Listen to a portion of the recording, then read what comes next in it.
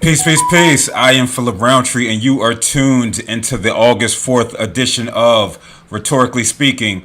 Props to those who are watching on Facebook Live. Shouts to those who are tuned in on YouTube Live. Make sure you hit that subscribe button. And as always, love to hear your comments. I might even take some phone calls. Feel free to call in 267-420-2070. But only call if you're ready to argue, because I took off yesterday. I took off on Monday because I was a little fatigued. I was a little tired. But what that means is I got my energy stores back up, and so now I'm ready to argue with some folk. So feel free to argue with me in the chat, or you could call in. And last but not least, props to those who are watching on IG Live. We know how those stragglers get. But yeah, I ended up taking off yesterday. I was ready to go. It was about 8 o'clock. I was going to go on a little bit later. But in my efforts to ever expand my brand, I participated in a Zoom meeting to get on cable access television. Right, so that's what I'm trying to do now is take my talents to cable access television. And for the Zoom, you know how Zoom meetings are. You know, it might be scheduled for an hour. This one was scheduled for 2 hours, which is 120 minutes. And you never think that it's going to go the full 60 minutes or full 120 minutes. No. They had enough content to last exactly 120 minutes. It actually went a little longer, and I had to just get off because I was just exhausted. So again, man, that's all we can do is just try to be better in our day-to-day, man, and just maximize whatever our talents are. You know, I feel that I'm good at this. Shout out to Leslie who's tuned in. I feel like I'm good at this, right? So why not go to cable access television so I can get another 5 to 6 people to tune in to Rhetorically Speaking? It's actually interesting. Like, I wonder who watches access television. Like, who actually knows where that is on their, or on their Comcast package or whatever cable package you might have, But again, that's not what it's necessarily about. It's just about, again, getting comfortable in these different types of arenas, because then you never know. It might go from cable access television to the prime time, right? So again, my goal is always to push myself to be better and to do better. So if you were wondering why I wasn't on yesterday, that was the case. So listen, we're going to get right into it, man. You see what the topic is. Aurora Police Department traumatized black family. And it was actually 5 black women / girls that they traumatized. And if you I always say, if you've been under a rock and you haven't seen the video, I'm going to play the video right now. And it's actually kind of traumatizing, right? It's actually kind of traumatizing. Somebody on IG Lives asked me, "Are you married?" Who, me? No, I'm not married, but I'm happy, right? I'm not married, but I'm damn sure happy. I don't even know what that threw me off completely. I saw that. Like, where are we at marriage these days? Are people still getting married? Like, I haven't seen many weddings popping off on my timeline, and I'm thinking maybe, is it because of Corona that, I'm not seeing a lot of weddings, or are the people like my age in their late 30s, early 40s, are they got to wait for that next wave of marriage to come, which is like in your late 40s, early 50s? Because it's like a lull, like it's a slowdown. It like the late 20s, we see a lot of marriages pop off, and these questions. Forgive me. This is hilarious.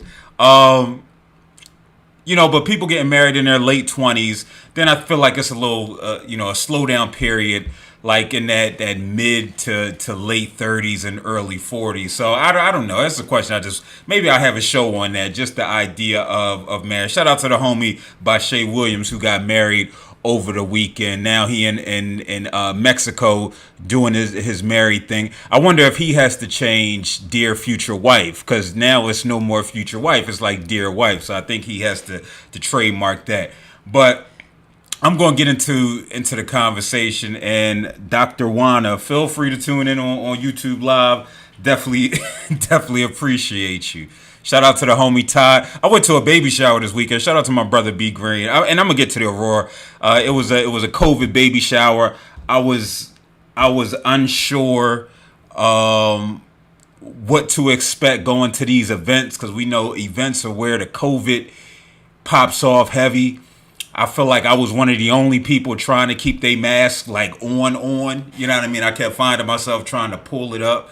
Hopefully the bourbon that and the scotch that the folk was drinking, and they had a food truck. Like, it was a dope baby shower. They had a food truck. They had a Rita's water ice truck, and it was free. That's my favorite price, free 99. But it's always a good time, just being around your friends and laughing and joking, man. And I get why people want to go out in the midst of COVID, because after you've been in the house for X amount of months, you just want to go out and engage and be around the people. And that's what I was feeling. That part of me was actually mad, not mad that I went, but I wish I didn't have access to that, because now I'm craving to go back outside again. It's like, when you on a diet and somebody like, here, taste this little piece of candy, right? Taste this cake. It's good, baby. You're going to love it. And then you taste the cake and you like, ooh, it just hit a little different, right? It hit a little different. And then you like, damn, this diet, man. But you're grossly overweight. You know what I'm saying? It's one of those type things, because we know COVID is killing folk out there. We know y'all president say it is what it is. We know he said that in the interview. He feels like his administration is doing a hell of a job in controlling the virus.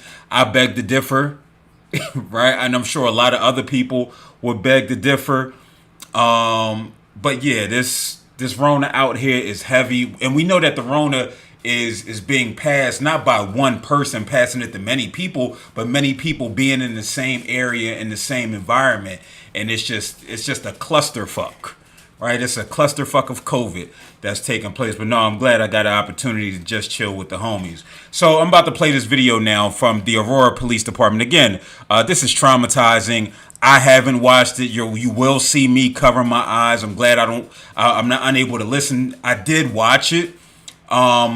But again, it hurts, right? It hurts, because here we are, not even months removed from George Floyd and Breonna Taylor and Ahmaud Arbery and the Sean Bells and the Charlene Lyles and the list goes on and on. Those black and brown folk who don't make the news, those black and brown folk who are just driving down the street, minding their damn business, and they fit the profile, right? They fit the profile, or the police have a quota to meet where they gotta write as many tickets as they can before the end of the month, right? So they can meet this quota.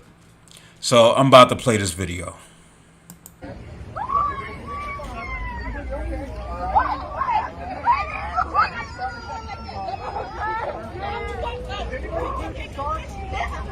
Hey, bud, if you're not involved, please step back.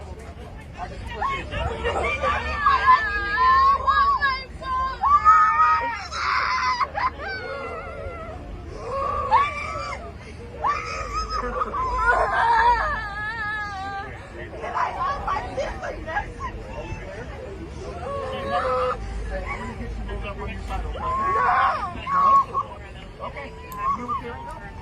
No!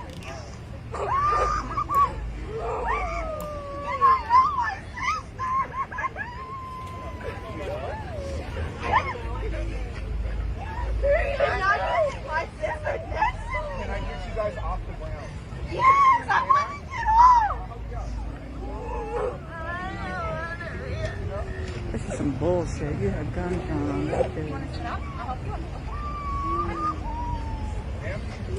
Put that down on you. Make sure you don't have any weapons. I'm not going to get you into your child, okay?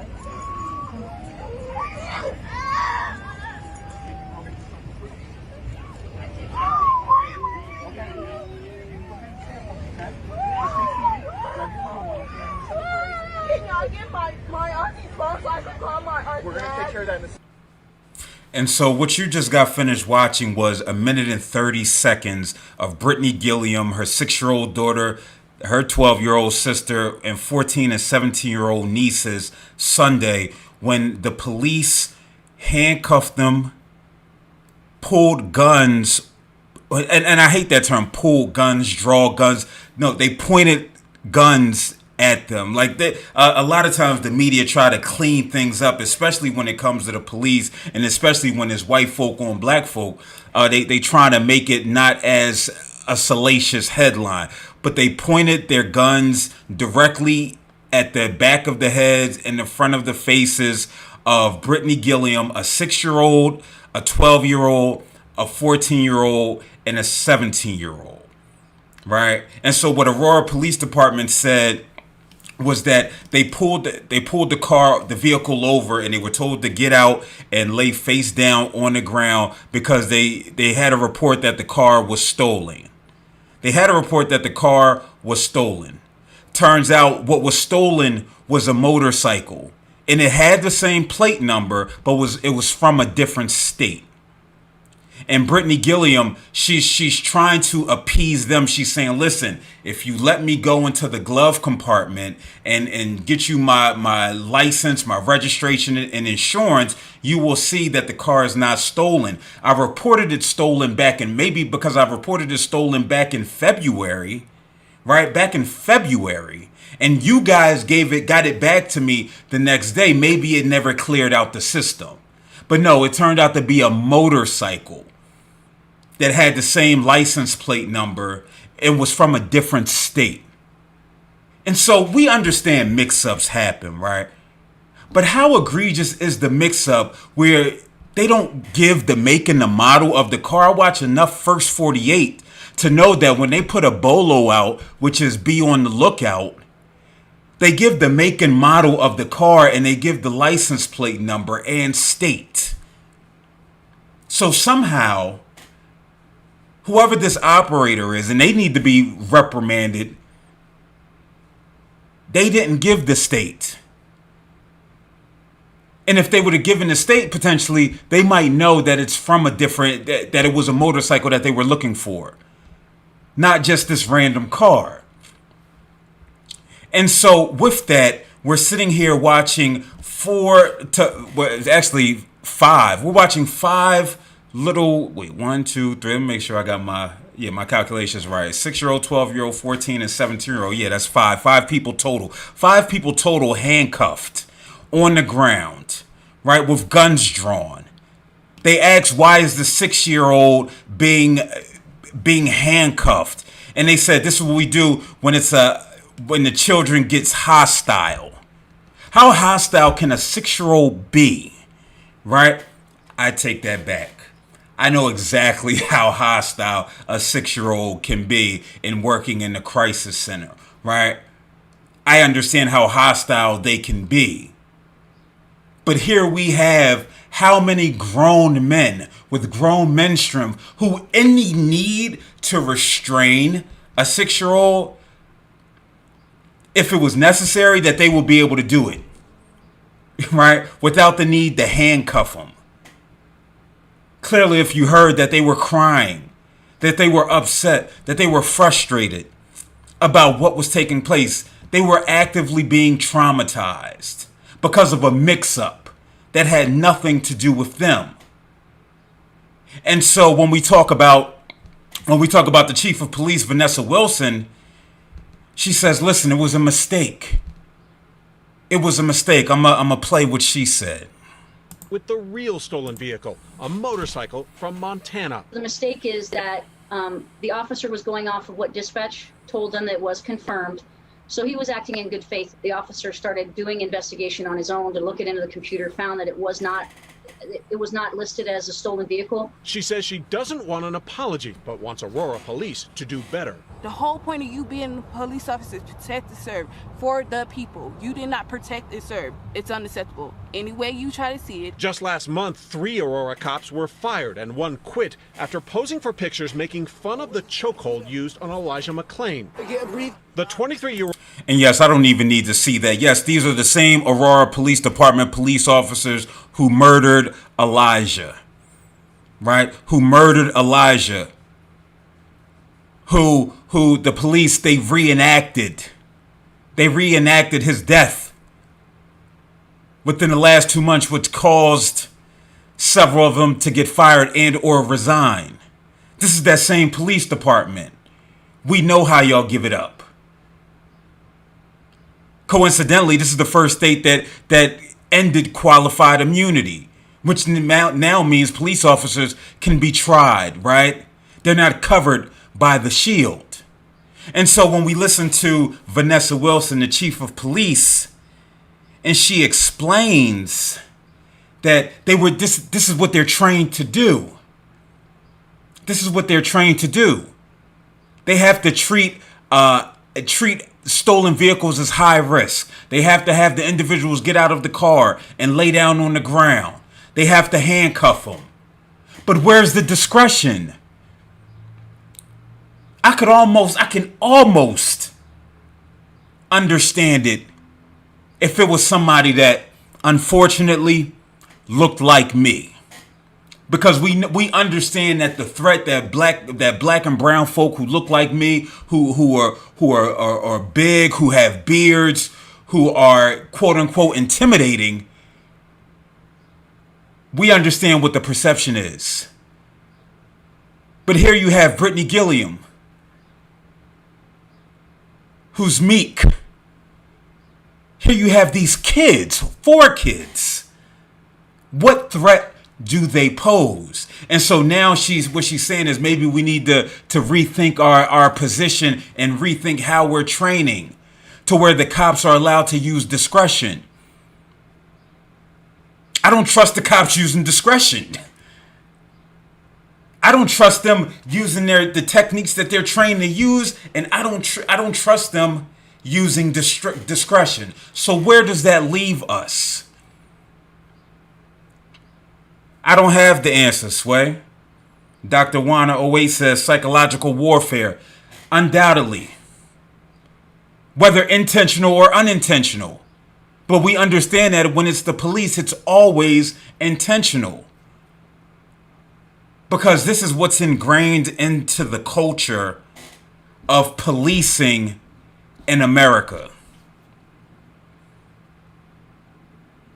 Where it's gone from an idea of them being servants of the community, right? Them being servants of the community, but now instead they've evolved, and frankly, they've always been representative of the state. So when I see Brittany Gilliam, she says she doesn't want an apology. That's the least you can do. But I don't begrudge her for not wanting to take the apology, because the trauma that these kids have seen and have experienced, this will last a lifetime. This doesn't go away. And so when I see Vanessa Wilson, again, who's the interim chief of police, say that, we've reached out to them and we've reached out to our victim advocates so they can offer age-appropriate therapy that the city will cover. This doesn't leave you. I still remember when I was 16, driving in the Ford Escort, purple, and my car matched the description of some white high-end car. Miss me with the bullshit. Because now what happens is, in the experiences that I've had with the police, because this will not be their only experience with the police. Because we know what the statistics show, the frequency at which black folk come in contact with the police, whether directly or indirectly. This will not be the first time. And so instead of this 6-year-old, this 14-year-old, this 17-year-old having experience with the police, with them coming to the school with the DARE program and saying don't do drugs and giving high fives and hugs, it's no, I was put in handcuffs. I was told that we stole a car, that we did something wrong. Because think about it. Think about how 6-year-olds internalize everything. They did it. It's their fault. And so you can offer all the therapy you want, which I do hope the family takes advantage of. But if I was them, I would say, listen, I want the best therapist in the state. I don't trust anybody that works with the city, because I feel like you have an agenda. But again, these are the daily traumas that we experience.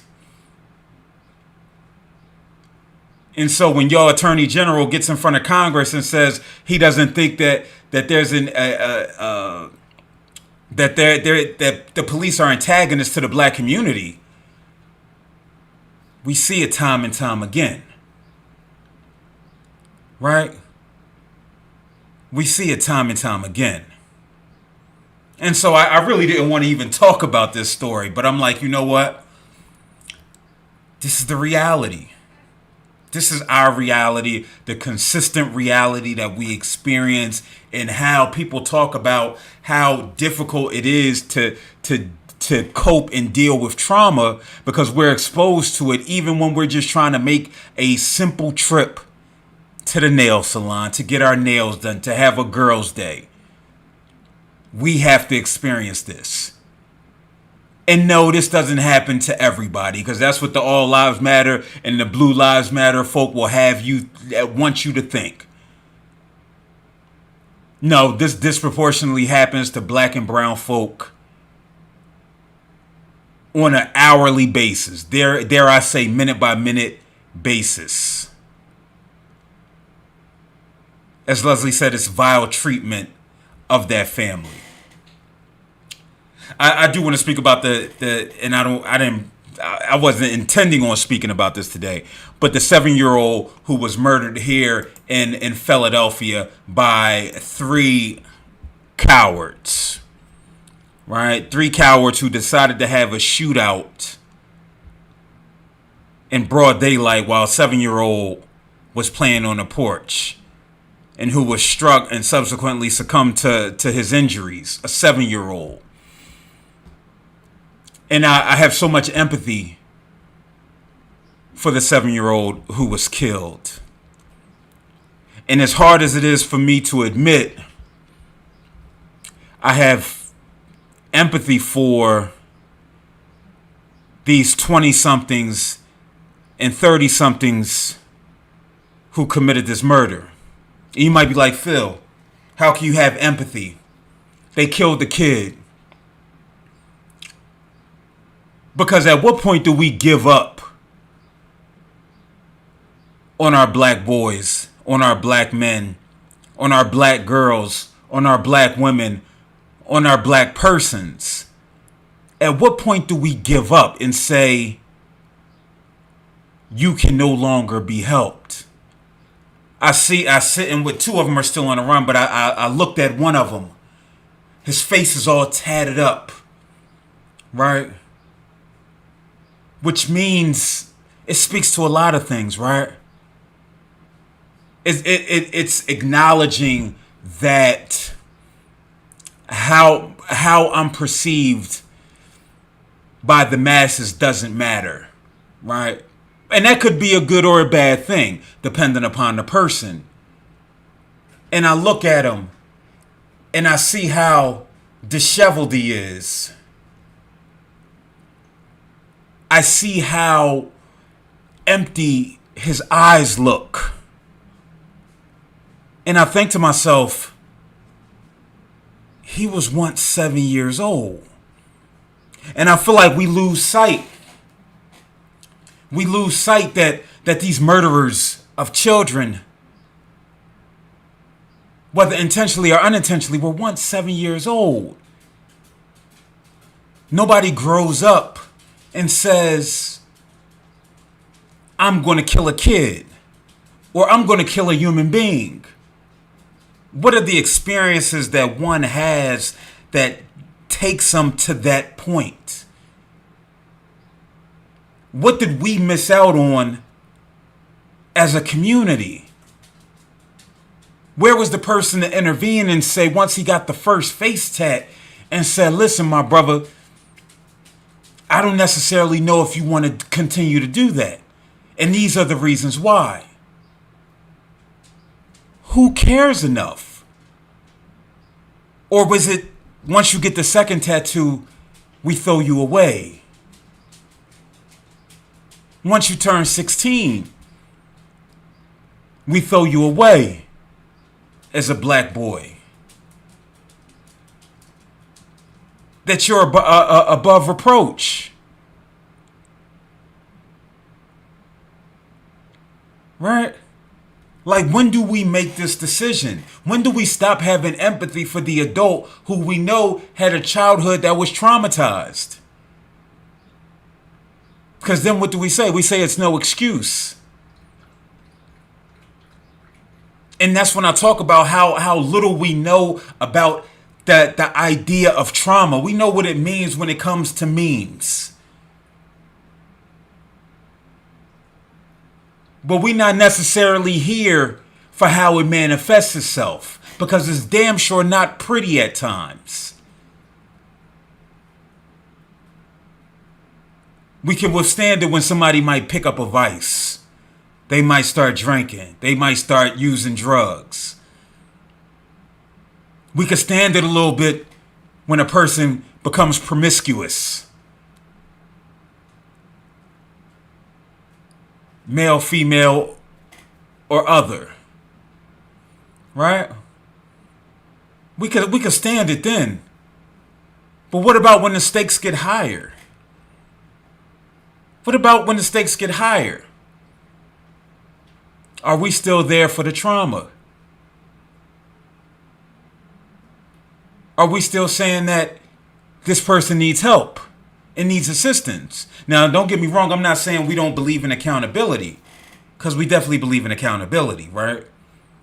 And if they have to bury these young men under the jail, then that's just what the consequences are. But again, when do we stop caring? When do we excommunicate them from the black community or the brown community? And so, yes, I have empathy for these killers, because nobody grows up and says, I want to be in a shootout and kill a 7-year-old. Unless you're a psychopath, right? Unless you're a sociopath, which do exist. And then who takes responsibility for this? Is this an individual failure? Or is this a failure of the community? Me personally, I look at it as the latter. The community failed this kid. I failed him. You failed him. Not only the 7-year-old, but the 24-year-old, the 29 and 30-year-olds who are on the run. We all failed them. Because there was levels. We could have went a little bit harder. We could have did a little bit more, potentially. We could have acknowledged what their experiences a little bit sooner. We could have turned the music off that was promoting this violent lifestyle a little bit sooner.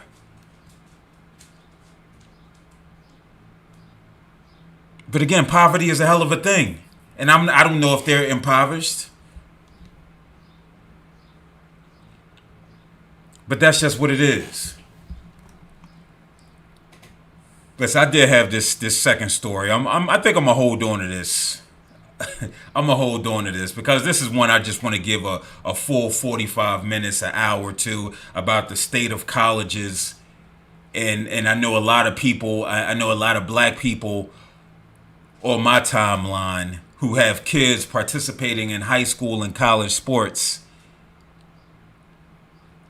and how I continue to stress to them that they are modern day slaves and they are on the conveyor belt that Bill wrote and talked about, where they have to produce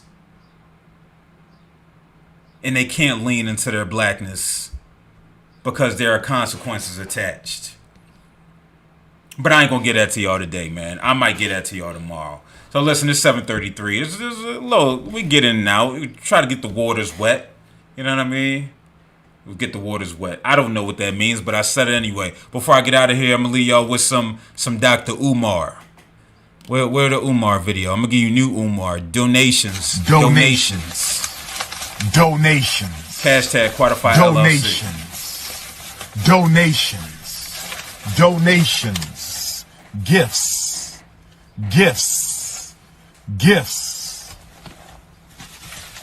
More gifts.